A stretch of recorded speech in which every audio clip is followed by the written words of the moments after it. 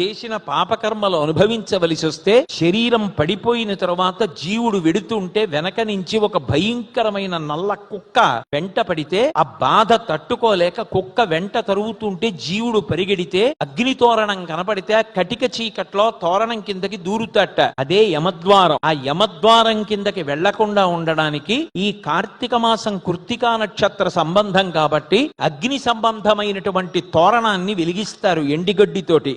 ఆ జ్వాలా తోరణం కింద నుంచి పార్వతీ పరమేశ్వరులు పల్లకిలో వెడుతుంటే ఈ భక్తులందరూ కూడా ఆ పల్లకిలో వెడతారు. ఆంధ్రదేశంలో తూర్పుగోదావరి జిల్లాలో ఉన్నటువంటి దక్షారామ క్షేత్రంలో జరిగేటటువంటి జ్వాలా తోరణం పరమాద్భుతమని భీమఖండంలో వర్ణింపబడింది. అటువంటి జ్వాలా తోరణాలు జరిగి అందరూ కూడా పరమ పవిత్రమయ్యేటట్టుగా నరక బాధ కలగకుండా భగవంతుడు అనుగ్రహించేటటువంటి పరమోత్కృష్టమైనటువంటి తిథి ఈ కార్తీక పౌర్ణమి.